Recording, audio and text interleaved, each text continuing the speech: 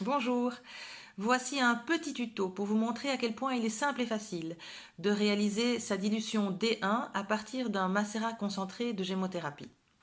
Donc c'est une méthode, comme vous allez le voir, qui ne permet en aucun cas un niveau de précision, ni un niveau d'hygiène, ni des conditions techniques qui permettraient d'obtenir un macérat d'une qualité telle que vous pourriez le vendre. C'est vraiment à son usage personnel.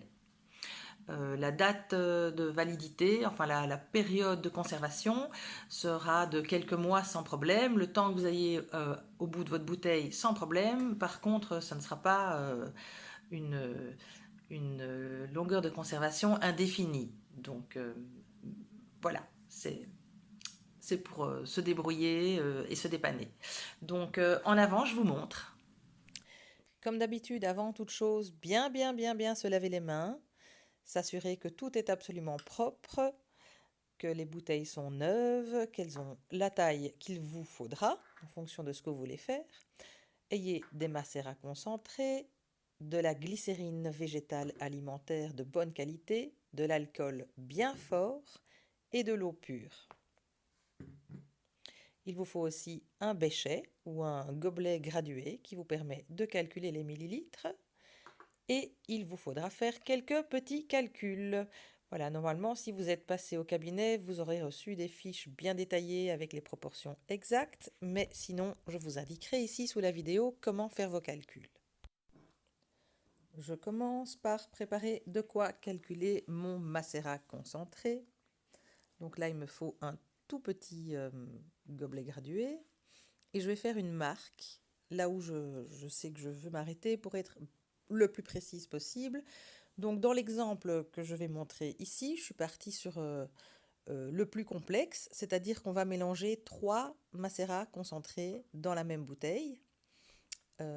Donc je pars sur une bouteille totale de 300 millilitres, donc il me faudra 3 fois 10 millilitres de macérat concentré.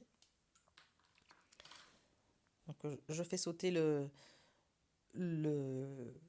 la pipette doseur, sinon j'en ai pour des heures, voilà, et je fais couler le plus précisément possible 10 millilitres que je vais ensuite verser dans la bouteille principale.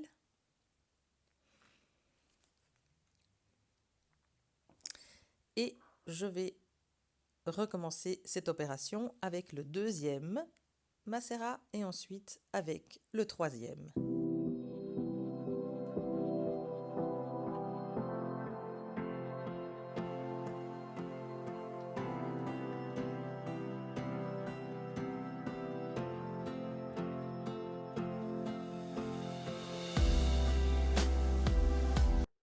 Maintenant, je vais calculer l'excipient. Donc il va me falloir de l'eau, de l'alcool et de la glycérine à parts égales. Et cela pour obtenir 90% du total. Donc je commence par calculer 90 millilitres de glycérine. J'ai fait une petite marque sur mon béchet, comme ça je suis sûre d'être le plus près possible.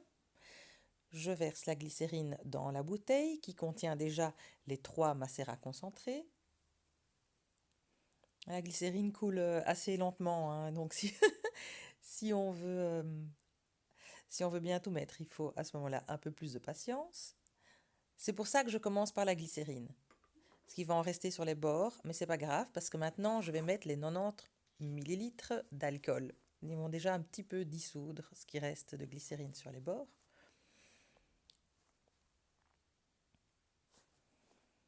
Je les verse dans ma bouteille. Et ensuite, eh bien, je vais mettre les 90 millilitres d'eau.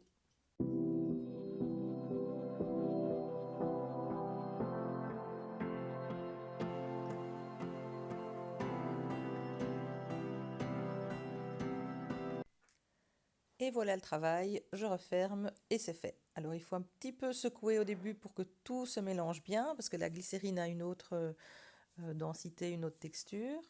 Une fois que je vois que c'est bon, je peux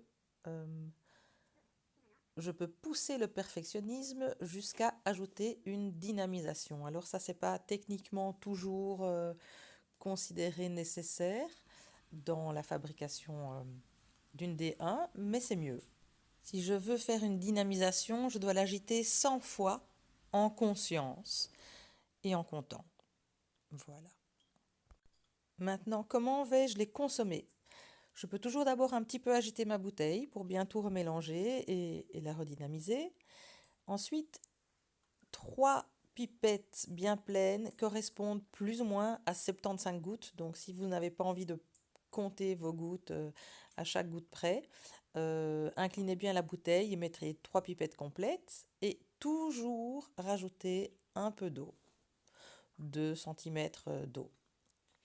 Toujours prendre ces bourgeons en dehors des repas, de préférence à jeun, avant un repas, un quart d'heure avant un repas, et les garder en bouche quelques minutes, voilà, parce que comme ça pourra travailler de manière sublinguale, passer par toutes les papilles et avoir un effet optimal.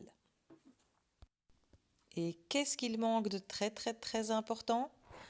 Voilà, quand vous faites une préparation, toujours faire une étiquette que vous collerez sur la bouteille et sur laquelle vous allez indiquer tous les ingrédients et la date à laquelle vous avez fait la préparation.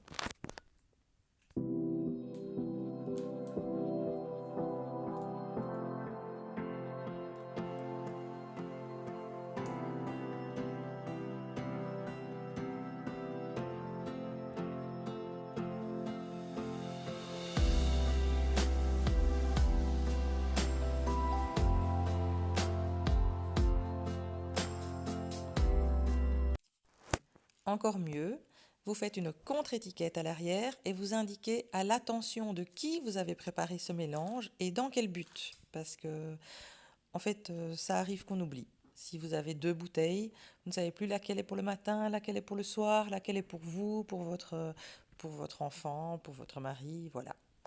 Et voilà. Salut, salut, à bientôt.